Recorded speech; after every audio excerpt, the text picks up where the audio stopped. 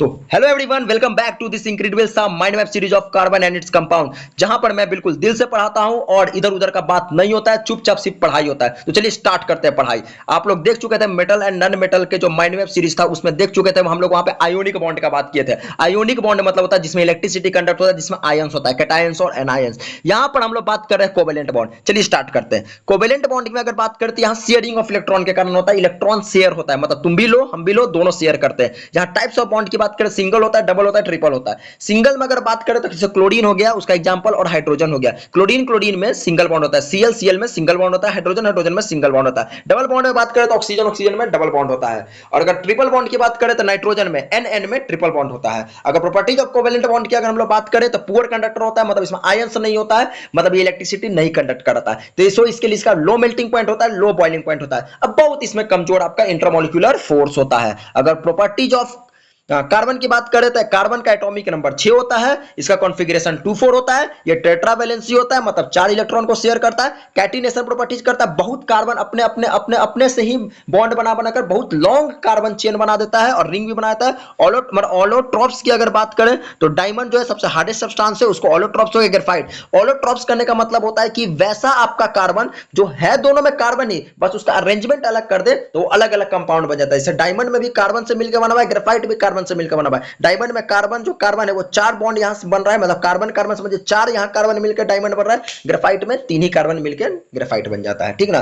तो डायमंड जो hardest substance है, इसका कंडक्टिविटी है, स्लिपरी होता है ग्रेफाइट। चलिए अब अगर हम लोग आगे बात करें हाइड्रोकार्बन की, तो हाइड्रोकार्बन आपको पता है एक सैचुरेटेड होता है जिसको एल्केन बोलते हैं। अनसैचुरेटेड में अगर हम लोग बात करें तो एल्कीन और एल्काइन होता है। सैचुरेटेड एल्केन की अगर हम लोग बात करें तो इसमें सिंगल बॉन्ड होता है, कार्बन कार्बन, देखिए याद रखिएगा, सिंगल बॉन्ड सिर्फ कार्बन कार्बन, कार्बन कार्बन में सिंगल बॉन्ड होता है, एएनई होता है, फार्मूला उसका होता है CnH2n+2, कह दो ना +2। अगर अनसैचुरेटेड की बात करें तो अनसैचुरेटेड में अगर हम लोग बात करते हैं तो अनसैचुरेटेड में, अरे ये क्या हो गया, हाँ अनसैचुरेटेड की अगर हम लोग बात करें, हाँ कहां गया, तो उसमें एल्कीन होता है, मतलब डबल बॉन्ड होता है, कार्बन कार्बन में, कार्बन कार्बन में डबल बॉन्ड होता है, इसका होता है कह दो ना बस CnH2 है। एल्काइन की बात करें तो कार्बन कार्बन में ट्रिपल बॉन्ड होता है, YnE होता है, कह दो ना -2 हो गया, ठीक है ना, CnH2n-2। साइक्लिक कंपाउंड होता है वैसा कंपाउंड जो प्योरली समझिए क्लोज्ड बन जाता है, मतलब रिंग बन जाता है, मतलब कहने का मतलब प्योरली क्लोज हो गया, ओपन नहीं है, उसको हम लोग साइक्लिक कंपाउंड बोलते हैं। साइक्लोहेक्सेन मतलब जिसमें सैचुरेटेड होता है रिंग, और बेंजीन जो हो गया अनसैचुरेटेड हो गया, मतलब जिसमें सिंगल बॉन्ड आ रहा है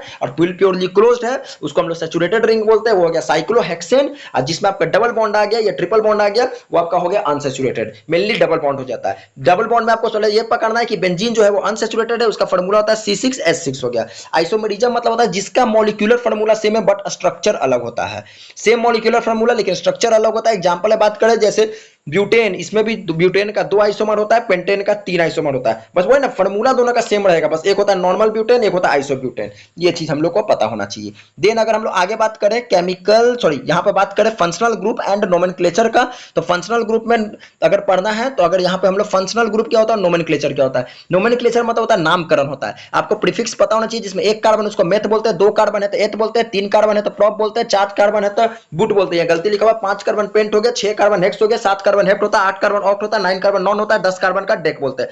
हेलोजेन क्या होता है, हेलोजेन मतलब होता है कि वैसा मतलब बोल सकते हैं कि वैसा functional group, the functional group समझिए जिससे हम लोग सॉल्ट बनाते हैं, उसको हेलोजन बोलते हैं। जैसे क्लोरो ब्रोमो हो गया, फिर कल बाहर आई एंटी वाला, वही आपका हेलोजन होता है। अगर अल्कोहल की बात करें तो ये एक सफिक्स है, वो प्रीफिक्स था, याद रखिएगा, हेलोजन प्रीफिक्स है, क्लोरो ब्रोमो आइडो फ्लोरो ये सब। और अगर अल्कोहल में बात करें तो ओएल होता है जिसमें सफिक्स होता है, जैसे इथेनॉल हो गया, मिथेनॉल हो गया। अगर एल्डिहाइड की बात करें तो अल लग जाता है लास्ट में, ये सफिक्स हो गया, जैसे मिथेनॉल इथेनॉल हो गया। कीटोन की बात करें तो ओएनई होता है, इसमें suffix always in middle, middle में हमेशा लगता है। कार्बोक्सिलिक एसिड की बात करें तो ओइक एसिड होता है, इसमें सफिक्स होता है, इथेनोइक एसिड हो गया। होमोलोगस सीरीज क्या होता है, होमोलोगस सीरीज की अगर हम लोग बात करें तो इसमें बस याद रखिएगा ऊपर वाला मेंबर और नीचे वाला मेंबर, मतलब नीचे वाला से ऊपर वाला को माइनस करेंगे तो डिफर करता है CH2 से। यहाँ पे मास अगर डिफरेंस की बात करें तो 14U होता है, सिमिलर लेकिन केमिकल प्रॉपर्टीज होता है। अब हम लोग आगे यहाँ बात करें तो केमिकल रिएक्शन की बात करते हैं। पता होना चाहिए कि कॉम्बिनेशन में अगर हम लोग देखें तो कॉम्बिनेशन में अगर कॉम्बिनेशन की बात कंप्लीट हो रहा है तो उसमें CO2 जो है वाटर और हीट पूरा निकलता है, मतलब कंप्लीट कंबशन हो रहा है, कंप्लीट कंबशन होता है CO2 वाटर और हीट निकलता है। इनकम्प्लीट कंबसन होता है तो उसमें येलो फ्लेम होता है, स्मूथी फ्लेम होता है, कंप्लीट में ब्लू फ्लेम होता है। अब हम लोग बात करें ऑक्सीडेशन का, तो इथेनॉल जो है इथेनॉइक एसिड से रिएक्ट करता है, वो ऑक्सीडेशन हो गया। एडिशन, वो ऑक्सीडेशन रिएक्शन हो गया। एडिशन रिएक्शन में हाइड्रोजिनेशन होता है, जिसमें आपको कैटलिस्ट हम लोग निकल और पैलेडियम लेते हैं। अगर सब्स्टिट्यूशन रिएक्शन की बात करें तो सैचुरेटेड होता है आपका हाइड्रोकार्बन और सनलाइट में वहां पर होता है। स्टरिफिकेशन जो है एक ऐसा मतलब समझिए कि रिएक्शन है जिसमें हम लोग ईस्टर बनाते हैं, जिसमें एसिड रिएक्ट करता है अल्कोहल से, इसमें स्वीट स्मेलिंग ईस्टर बनता है। स्पोनिफिकेशन रिएक्शन में जो ईस्टर जो है वो रिएक्ट करता है बेस से, तो आपको साबुन बन जाता है। साबुन बनाने वाले रिएक्शन को स्पोनिफिकेशन बोलते हैं, ईस्टर बनाने वाले रिएक्शन को स्टरिफिकेशन बोलते हैं। साबुन और अल्कोहल बनता है। अब सोप और डिटर्जेंट के बारे में पूरा पढ़ लेते हैं। तो सोप क्या होता है, सोप का स्ट्रक्चर की अगर हम लोग बात करें तो उसमें एक हाइड्रोफिलिक होता है जिसमें हेड होता है, जिसमें हेड जो रहता है वो वाटर लविंग करता है। हाइड्रोफोबिक में टेल हो गया, टेल जो रहता है वो वाटर से फियर करता है, इसलिए बोलते हैं हाइड्रोफिलिक। फिलिक मतलब होता है लवर, फोबिक मतलब होता है हेटर। चलिए अब उसके बाद हम लोग बात करें मिसल। मिसल क्या होता है कि समझिए कि जिसमें टेल जो है, सबका टेल जो रहता है वहां पे टेल के पास समझिए गंदगी आ जाता है और हेड के पास आपका वाटर आता है, तो सब जितना भी गंदगी है वो टेल के पास आता है। इसका एक स्ट्रक्चर बनता है, समझिए, उस स्ट्रक्चर को देख लीजिएगा। अगर हार्ड वाटर टिश्यू की अगर बात करें तो प्रेजेंस ऑफ अगर कैल्शियम और मैग्नीशियम सॉल्ट रहता है तो वो समझिए हार्ड वाटर बन रहा है। जब कभी भी आपको कैल्शियम और मैग्नीशियम मिलेगा तो ये हार्ड मेटल है, तो इसलिए आपको हार्ड वाटर सॉल्यूशन बनता है।